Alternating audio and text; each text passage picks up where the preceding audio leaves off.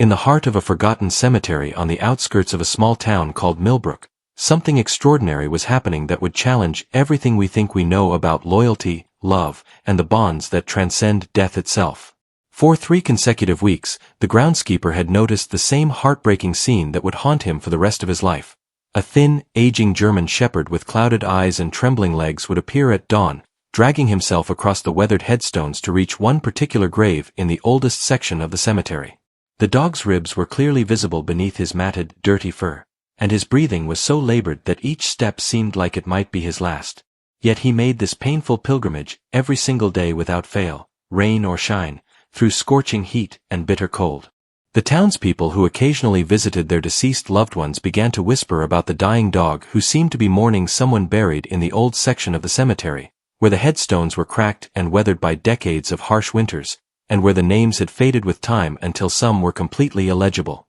What made this sight even more heartbreaking was that the dog appeared to be completely alone in the world, with no collar, no identification, and no sign that anyone was caring for him or even knew of his existence. His fur was matted with mud and debris, his eyes were cloudy with cataracts, and his gait was unsteady, suggesting he was not only elderly but also suffering from malnutrition and possibly various age-related ailments that would normally require immediate veterinary attention. What made this sight even more unusual and disturbing was the dog's specific behavior once he reached his destination. He wouldn't simply lie down and rest as you might expect from an exhausted, dying animal seeking a peaceful place to spend his final days. Instead, he would begin to scratch frantically at the earth with his remaining strength, his worn claws scraping desperately against the hard-packed soil as if he was trying to reach something buried deep beneath the surface. His whimpers and occasional howls echoed through the morning mist, a sound so mournful and urgent that it brought tears to the eyes of anyone who witnessed it and left them with an inexplicable feeling that the dog was trying to communicate something vitally important that no human was understanding or acknowledging.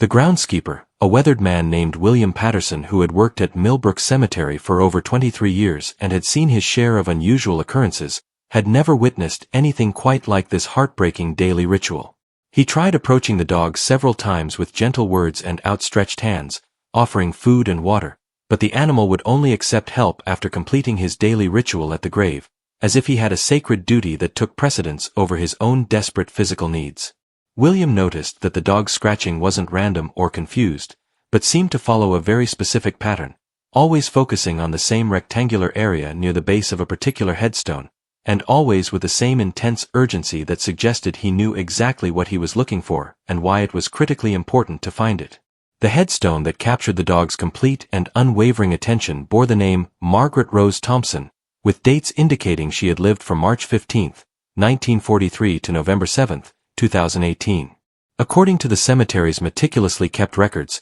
she had been buried there 6 years ago following a quiet funeral service that had been attended by only a handful of people, mostly neighbors who felt obligated to pay their respects to someone who had lived in their community for so many years without anyone really knowing her well. But no one could explain why this particular dog had suddenly appeared exactly 3 weeks ago, or what possible connection he might have had to the deceased woman who had been described by those who knew her as a reclusive, elderly lady who kept to herself and had no known pets, family members, or close friends. The mystery deepened considerably when local residents, despite extensive questioning and investigation by curious neighbors, confirmed that no one in the entire area had ever seen this particular dog before his sudden appearance 3 weeks earlier. He wasn't from any of the nearby houses, apartments, or farms, and no missing pet reports filed with the local animal control office or veterinary clinics matched his description or breed characteristics. It was as if he had materialized from thin air, driven by an inexplicable and overwhelming need to visit this specific grave and perform his desperate daily excavation ritual.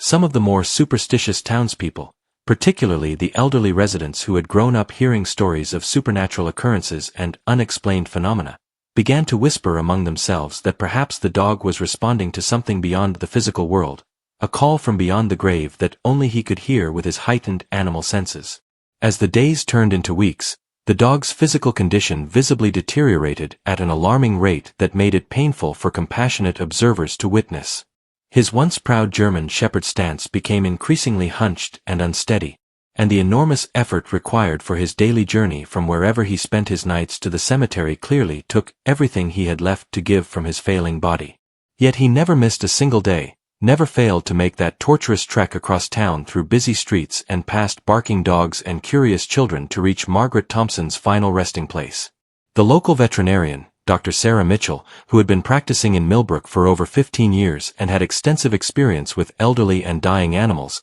was eventually called by concerned citizens who couldn't bear to watch the dog's obvious suffering any longer without at least attempting to provide some medical intervention or comfort. Dr. Mitchell's professional assessment was both heartbreaking and puzzling to everyone who heard it. The dog was indeed dying, she confirmed, likely from a devastating combination of advanced old age, severe malnutrition, what appeared to be untreated diabetes, and what she could only describe as a broken heart or profound grief that seemed to be consuming him from the inside out. Based on her examination of his condition, his labored breathing, his cloudy eyes, and his overall physical deterioration, she estimated that he had perhaps only days remaining, maybe a week at the absolute most if he was extraordinarily resilient. Yet somehow, against all medical logic and expectations, he continued to find the strength and determination for his mysterious daily mission, as if he was being sustained by pure willpower and an unshakable sense of purpose that transcended his physical limitations and suffering. Among all the adults who observed this tragic daily ritual with a mixture of fascination, concern, and ultimate helplessness, it was 12-year-old Tommy Martinez who felt compelled to move beyond passive observation and take meaningful action to help the suffering animal. Tommy lived with his devoted grandmother, Maria Martinez, in a small but well-maintained house just 3 blocks from the cemetery, and every morning on his way to Franklin Elementary School, he would encounter the dying dog making his laborious and heartbreaking journey down Maple Street toward his mysterious destination. Unlike the adults who watched from a safe distance and discussed the strange phenomenon over coffee in the local diner while shaking their heads sadly, Tommy felt an immediate and powerful connection to the suffering animal that he couldn't ignore or rationalize away. Perhaps it was because Tommy himself knew intimately what it felt like to lose someone critically important, having tragically lost both of his parents, Carlos and Elena Martinez, in a devastating car accident during a winter storm 2 years earlier that had left him orphaned and dependent on his grandmother's love and care. Or maybe it was simply the pure, uncomplicated compassion that children often possess before the world teaches them to become passive observers of others' pain rather than active participants in alleviating suffering. Whatever the source of his motivation, Tommy found himself unable to simply walk past the struggling dog each morning without feeling compelled to do something, anything, that might make the animal's final days more bearable and less lonely. Tommy began his personal mission of mercy by bringing the dog small portions of his own breakfast, carefully saved and wrapped in napkins the night before. He brought pieces of buttered toast, leftover chicken from dinner, small chunks of cheese, and anything else he thought might help give the animal some nourishment and strength for his daily pilgrimage to the cemetery. He would arrive at the cemetery early, often missing the first few minutes of his first period math class, and sit quietly beside the dog as he performed his incomprehensible but clearly urgent ritual at Margaret Thompson's weathered headstone. Tommy's presence seemed to bring the dog some small measure of comfort,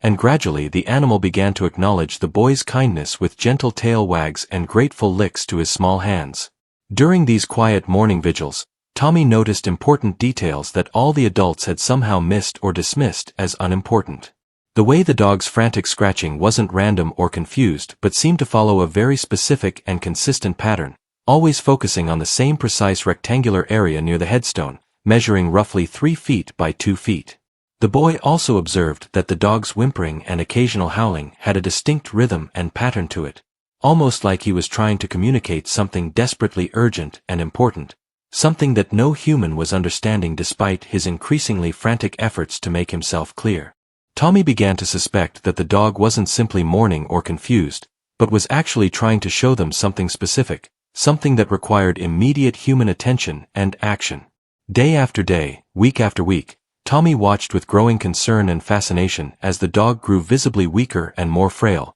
but never lost his fierce determination to complete his daily mission. The boy began to conduct his own amateur investigation into the mysterious Margaret Thompson, spending hours after school at the Millbrook Public Library, poring over old newspapers, obituaries, and city records, and asking his well-connected grandmother if she remembered anyone by that name from her decades of living in the close-knit community. What Tommy discovered through his persistent research was that Margaret Thompson had been something of an enigma and recluse during her later years, living completely alone in a small, run-down house on Elm Street that had been demolished shortly after her death to make way for a small strip mall containing a convenience store, a dry cleaner, and a sandwich shop. According to the limited information Tommy could find, Margaret had no known living family members, no close friends that anyone in the community could remember or identify, and no apparent social connections that would explain why she had chosen to spend her final years in Millbrook or what had brought her to their small town in the first place. Her funeral service had been attended by only a handful of people, mostly neighbors who felt a social obligation to pay their respects to someone who had lived quietly in their community for so many years without anyone really knowing who she was or what her life had been like before she became the mysterious, elderly woman who rarely left her house and spoke to virtually no one except when absolutely necessary for basic transactions at the grocery store or pharmacy.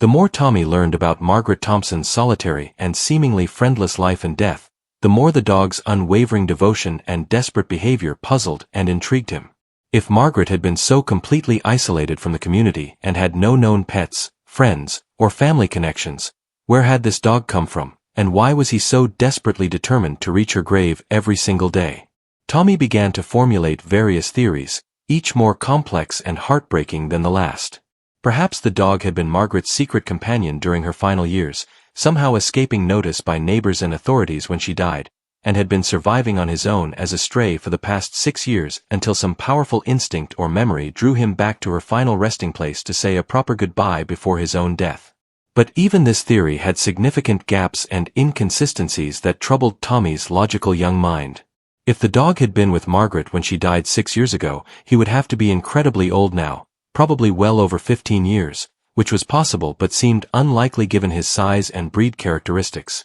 More puzzling was the timeline of his recent appearance at the cemetery, exactly 3 weeks ago, which didn't correspond to any anniversary of Margaret's death or burial, or to any other significant date that Tommy could identify through his research. There had to be something else, some missing piece of information that would explain not only the dog's mysterious appearance and urgent behavior, but also the timing of his arrival and his specific focus on that particular area of Margaret's grave. As Tommy continued his daily vigils with the dying dog, carefully observing every detail of the animal's behavior and the physical characteristics of the gravesite, he began to notice something that made his heart race with both excitement and fear. Each day, the dog's frantic and persistent digging had gradually loosened and displaced the soil around Margaret Thompson's headstone, and there seemed to be something genuinely unusual about the ground in that particular spot that didn't match the rest of the cemetery's landscape. The earth appeared to have been disturbed more recently than 6 years ago when Margaret was originally buried, and there were subtle but noticeable differences in the soil composition,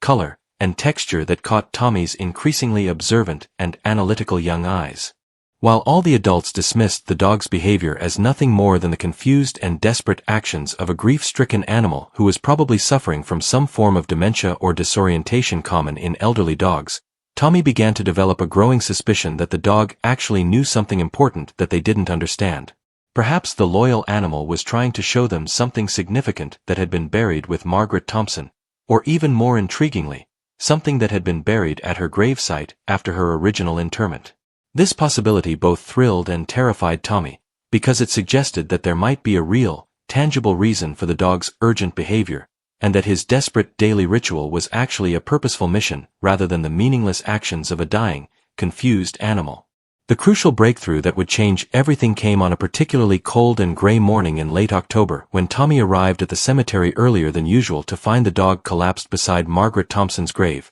his breathing shallow and irregular, his eyes barely able to focus on the boy who had become his only friend and advocate during these final weeks of life. It was immediately clear to Tommy that this would very likely be one of the animal's final days on Earth. Yet even in his severely weakened and deteriorating state, the dog continued to paw weakly at the earth with what little strength remained in his failing body, his determination undiminished despite his obvious physical distress and exhaustion. Tommy knelt beside the dying dog, gently stroking his matted fur and whispering soft words of comfort and reassurance, promising the faithful animal that he would help him, that he would find out what was so desperately important about this particular spot of ground, and that the dog's urgent mission would not be forgotten or ignored after his death. In that profound moment, looking directly into the dog's cloudy but still intelligent eyes, Tommy made a decision that would require more courage than he had ever needed before in his young life. He was going to dig at the gravesite, not to disturb or disrespect Margaret Thompson's eternal rest,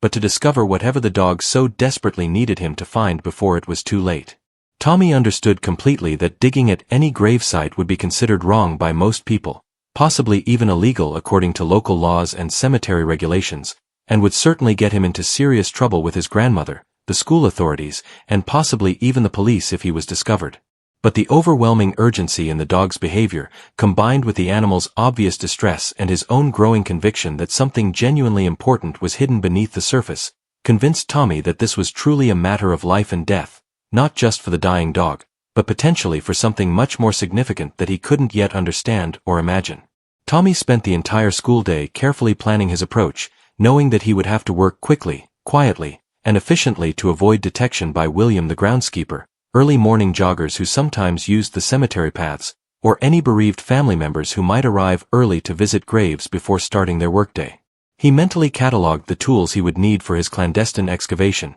a small but sturdy shovel from his grandmother's well-stocked garden shed, a hand trowel for more precise digging, a powerful flashlight with fresh batteries, work gloves to protect his hands, and a large garbage bag to hold any displaced soil that would need to be carefully replaced to avoid leaving obvious evidence of his nighttime activities. Tommy also spent considerable time that evening researching the legal and practical aspects of his planned excavation, using the public library's computer to learn about cemetery regulations, the depth at which coffins were typically buried, and the potential consequences of disturbing a grave site, even with good intentions. What he learned both reassured and frightened him. While desecrating a grave was indeed a serious crime that could result in significant legal consequences, the area where the dog had been digging was well above the depth where Margaret Thompson's casket would be located, suggesting that anything buried in that specific spot had been placed there separately from her original interment. That night, Tommy barely slept, his mind racing with possibilities about what he might discover buried beneath the hard-packed earth of Margaret Thompson's grave,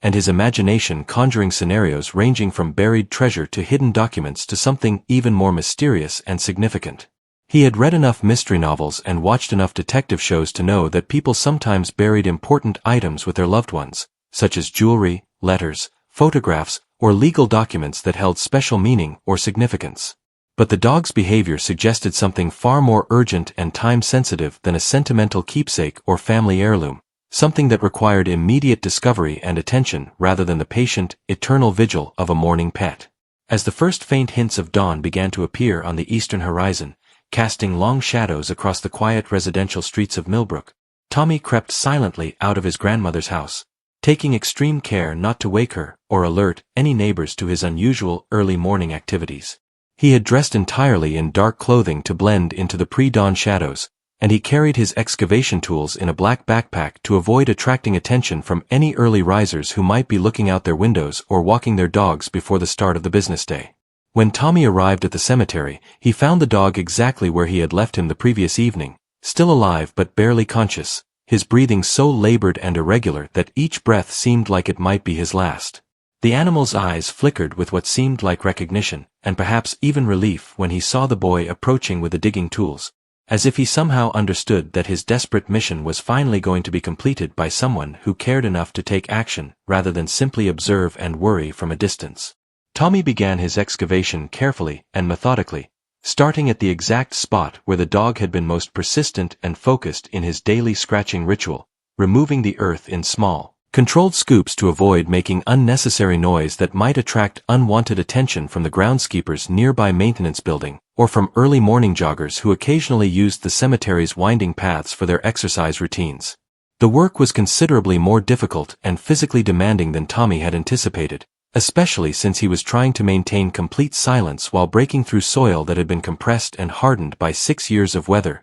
seasonal changes, and natural settling. As Tommy dug deeper into the earth, carefully controlling the beam of his flashlight to illuminate his work area without creating a bright beacon that might be visible from the surrounding streets, he began to notice something unusual and significant about the soil layers he was excavating. About 18 inches beneath the surface, there was a clear and obvious change in the earth's composition, color, and texture, strongly suggesting that this particular area had indeed been disturbed and excavated much more recently than Margaret Thompson's original burial 6 years earlier. Tommy's pulse quickened with excitement and nervousness as he realized that the dog's remarkable instincts had been completely correct, and that there was definitely something hidden beneath the surface that didn't belong to Margaret's original interment. With renewed energy but continued caution, Tommy systematically expanded his excavation, working carefully and methodically to uncover whatever secret lay hidden in the earth without damaging it or creating so much disturbance that his nighttime activities would be obvious to anyone who visited the cemetery later that day. The dying dog, as if sensing that his crucial mission was finally being fulfilled by someone who understood the importance of his desperate daily ritual, somehow managed to lift his weakened head and watch intently as the boy worked to reveal the truth that he had been trying so desperately to communicate for 3 long weeks. Tommy's hands trembled with a mixture of excitement, fear, and anticipation as his small shovel struck something unmistakably hard and hollow about 2 feet beneath the surface, producing a distinct wooden sound that was completely different from the dull thud of metal against stone or the soft scraping of metal against packed earth. Whatever he had found was definitely not part of Margaret Thompson's casket, which according to the cemetery's burial records and standard burial practices should have been located much deeper, at least 6 feet below ground level, and would have been made of metal rather than wood. Using his smaller trowel with much greater care and precision now, Tommy carefully brushed away the surrounding soil to gradually reveal the corner of what appeared to be a handmade wooden box, roughly the size of a large shoebox but clearly constructed with careful attention to detail and craftsmanship rather than mass-produced in a factory. The wooden box was still in remarkably good condition despite having been buried in the earth, with no signs of significant decay, water damage, or insect infestation, which strongly suggested that it hadn't been underground for very long, certainly not for the 6 years since Margaret Thompson's death and burial. The wood appeared to be pine or cedar, chosen specifically for its natural resistance to moisture and decay, and the construction showed evidence of careful planning and professional woodworking skills rather than hasty assembly. Tommy's heart raced with anticipation and nervousness as he carefully excavated around the entire perimeter of the mysterious box, his mind spinning with countless questions about who had buried it there, when it had been placed in the ground, why it had been hidden at Margaret's grave site, and most importantly, what it might contain that was significant enough to cause a dying dog to risk his life repeatedly trying to bring it to human attention.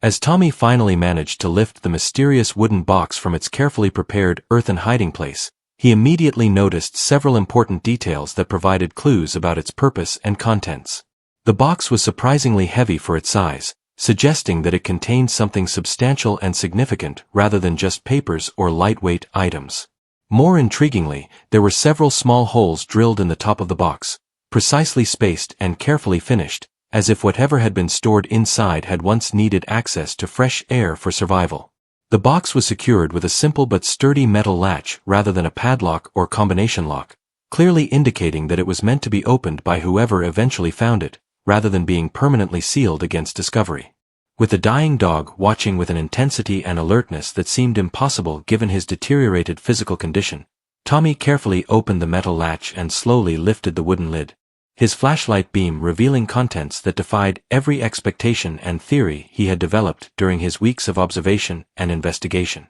The box contained a thick manila envelope that appeared to be stuffed with documents and photographs, a small digital camera that looked expensive and professional rather than the kind of consumer device most people owned, several USB flash drives of different sizes and colors, and most shocking and mysterious of all, a handwritten letter that had been carefully folded and placed on top of everything else, with the words, "To whoever finds this box, please read immediately, lives depend on it," written in bold, urgent handwriting across the outside fold. Tommy's hands shook uncontrollably as he carefully unfolded the letter, using his flashlight to illuminate the carefully written words that would reveal a truth more incredible and frightening than any mystery novel or detective story he had ever read. The letter was dated exactly 3 weeks and 2 days ago, precisely corresponding to the first day the dog had appeared at the cemetery, and was signed by someone named Michael Chen, who identified himself as a licensed private investigator from the state capital. According to the letter's opening paragraphs, Michael had been hired 6 months earlier by a distant cousin of Margaret Thompson who lived in California and had inherited Margaret's small estate, primarily to investigate some suspicious irregularities and inconsistencies in the circumstances surrounding Margaret's death and the subsequent handling of her property and possessions. The letter went on to explain in chilling detail that what Michael had discovered during his investigation was far more sinister and dangerous than simple estate fraud or property disputes. According to the evidence he had methodically gathered over several months of careful investigation, Margaret Thompson had not died of natural heart failure as had been reported on her death certificate and accepted by the local authorities without question. Instead, she had been systematically and deliberately murdered by her neighbor, Robert Harrison, a local real estate developer who had been slowly and carefully poisoning her over a period of several months in order to gain access to her valuable property for a commercial development project that was potentially worth millions of dollars in profit. The letter explained that Harrison had befriended the lonely and isolated Margaret Thompson with the specific intention of gaining her trust and access to her property, visiting her regularly under the pretense of neighborly concern and gradually making himself indispensable to her daily life by helping with grocery shopping, prescription pickups, and basic household maintenance. Over the course of several months, Harrison had been systematically administering small doses of a heart medication called Digitalis, which in controlled amounts is used to treat certain heart conditions, but in larger doses causes the exact symptoms that Margaret had experienced before her death, including irregular heartbeat, nausea, confusion, and eventually fatal heart failure. Michael's letter revealed that he had spent months gathering overwhelming and irrefutable evidence of Harrison's calculated murder scheme, including secretly recorded conversations between Harrison and his business partners discussing their plan to acquire Margaret's property through her death, financial documents showing Harrison's desperate need for the development deal to save his failing construction company, and even video footage that clearly showed Harrison entering Margaret's house at suspicious hours and tampering with her food and medications. The evidence was so comprehensive and damning that Harrison's conviction would have been virtually guaranteed if Michael had been able to present his findings to the proper authorities. However, according to the letter, just as Michael was preparing to contact the district attorney's office with his evidence, Harrison had somehow discovered that he was under investigation, possibly through a contact in local law enforcement or government who was being paid to provide information about any inquiries into his activities. Fearing for his life and the safety of his family, Michael had made the difficult decision to hide all of his evidence in the one place that Harrison would never think to look for it, buried at Margaret Thompson's own gravesite, where it would be protected by the sanctity of the cemetery and the general reluctance of people to disturb burial grounds. The letter's final paragraphs revealed the most incredible aspect of this entire mystery. Michael explained that he had been forced to leave the area immediately after burying the evidence box, taking only his most essential belongings and his beloved German shepherd, Rex, whom he had trained as a search and rescue dog during his years of military service before becoming a private investigator. However, Michael had been separated from Rex during a dangerous encounter with Harrison's associates while attempting to leave town, and the dog had apparently returned to the area on his own, driven by his training and loyalty to complete the mission his owner had given him, to find the buried evidence and alert others to its location so that justice could finally be served for Margaret Thompson's murder. Tommy sat in stunned silence beside the dying dog, his young mind struggling to process the enormous magnitude and implications of what he had discovered in the pre-dawn darkness of Millbrook Cemetery. The evidence contained in Michael Chen's carefully hidden box wasn't just proof of a single murder, but documentation of a conspiracy that had allowed a cold-blooded killer to walk free for 6 years while an innocent woman's death was dismissed as natural and unworthy of investigation. Tommy realized that he now held in his hands the power to bring justice not only for Margaret Thompson, but potentially for other victims who might have suffered similar fates at the hands of Robert Harrison and his criminal associates. With Rex watching weakly but with unmistakable satisfaction and relief in his cloudy eyes, as if he understood that his incredible mission was finally nearing successful completion, Tommy carefully gathered all the evidence from the wooden box, taking extra care not to damage any of the documents, photographs, or electronic devices that had been so carefully preserved and hidden. The USB drives felt heavy with the weight of their digital contents, and Tommy could only imagine what additional horrors and revelations they might contain beyond what had been described in Michael Chen's urgent letter. The manila envelope was thick with documents that crackled with age and importance as he handled them, and the digital camera's memory card might contain visual evidence that would make Harrison's guilt absolutely undeniable in any court of law. Tommy made the most important decision of his young life as he carefully repacked all the evidence into the wooden box and prepared for what would be the most crucial journey he had ever undertaken, the 3-mile walk through the awakening town to the Millbrook police station. Rex, despite his failing health and the obvious difficulty of even the smallest physical movements, somehow found the strength and determination to follow Tommy as they left the cemetery together. As if the brave dog understood that his long and painful vigil was finally over, and that justice was about to be served for both his beloved owner and the innocent woman whose murder had gone unpunished for far too long. The early morning streets of Millbrook were still largely deserted as Tommy and Rex made their slow progress toward the police station, with only a few early commuters and joggers sharing the sidewalks with the unlikely pair of a determined 12-year-old boy carrying a mysterious wooden box and a dying German shepherd who had somehow found the strength for one final mission. Tommy used the walking time to rehearse in his mind how he would explain his incredible discovery to the police officers who would undoubtedly be skeptical about claims made by a child, especially claims involving murder, conspiracy, and evidence discovered through what was technically illegal excavation of a gravesite. Detective Maria Santos was the first law enforcement officer to hear Tommy's extraordinary story when he walked into the Millbrook police station at exactly 7:32 that morning. And while she initially displayed the natural skepticism that any experienced police officer would show when presented with such fantastic claims by a 12-year-old boy accompanied by a dying stray dog, the physical evidence Tommy presented was impossible to ignore or dismiss. The USB drives played clearly on the police station's computer system, revealing hours of recorded conversations that made Robert Harrison's guilt not only obvious but legally undeniable. The photographs provided visual documentation of Harrison's systematic poisoning campaign, and the video footage showed him in the act of administering what the accompanying chemical analysis proved was a lethal dose of digitalis disguised as Margaret's regular heart medication.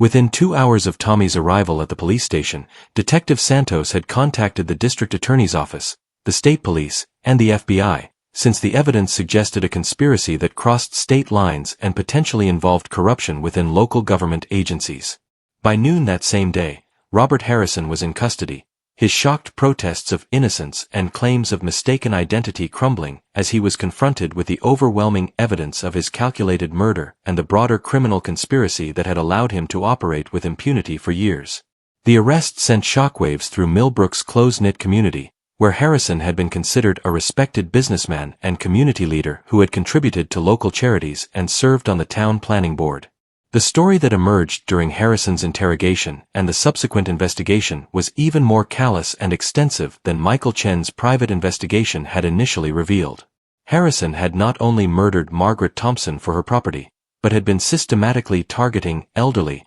isolated residents throughout the region for similar schemes, using his position as a local businessman and his knowledge of real estate values to identify vulnerable victims who owned valuable property but had no close family members or friends who might ask questions about sudden deaths or property transfers. The investigation ultimately linked Harrison to at least 4 other suspicious deaths over the past decade, all involving elderly property owners who had died suddenly of apparent heart failure shortly before their land was acquired by Harrison's development company for significantly below market value. Michael Chen emerged from hiding when news of Harrison's arrest reached him through his contacts in law enforcement and the media coverage that quickly spread throughout the region. The private investigator's emotional reunion with Rex was captured by local television cameras and newspaper photographers, creating images that would later be used in articles and books about the remarkable case of the dog who solved a murder. Michael explained to the gathered crowd of reporters, police officers, and curious townspeople that Rex had been trained not only to find and identify the buried evidence,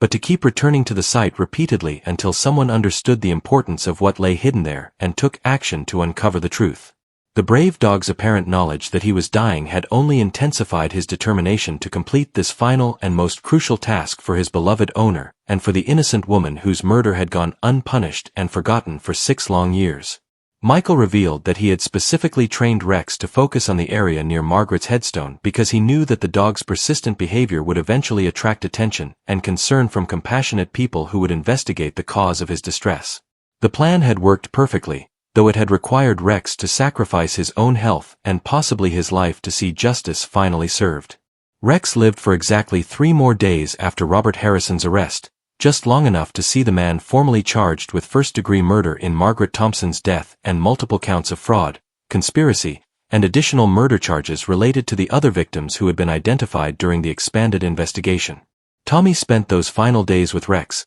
staying by his side at the veterinary clinic where Dr. Sarah Mitchell provided palliative care to keep the heroic dog as comfortable as possible during his final hours. On the morning of Rex's peaceful death, Tommy was holding the brave dog's head in his lap, whispering words of gratitude and love as Rex closed his eyes for the last time, his mission finally and completely accomplished. The story of Tommy Martinez and Rex became national news, inspiring articles in major newspapers, segments on television news programs, and eventually a book that raised funds for animal rescue organizations and programs that train dogs for search and rescue work. Tommy had learned profound lessons about courage, persistence, loyalty, and the critical importance of listening to those who cannot speak for themselves, lessons that would guide and influence his decisions for the rest of his life. He went on to study criminal justice in college and eventually became a detective himself, always remembering the dying dog who had taught him that justice, though sometimes delayed by years or even decades, will eventually prevail when there are those brave enough and compassionate enough to seek the truth regardless of the personal cost or risk involved.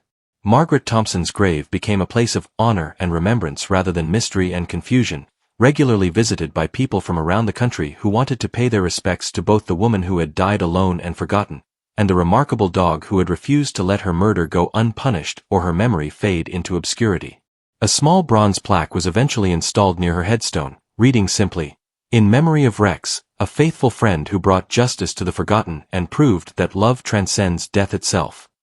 Tommy visited the grave every year on the anniversary of his discovery, bringing fresh flowers for Margaret and a small toy for Rex, and always remembering the morning when a dying dog's desperate persistence had changed his life forever and restored his faith in the idea that right will ultimately triumph over wrong when ordinary people have the courage to take extraordinary action in service of justice and truth.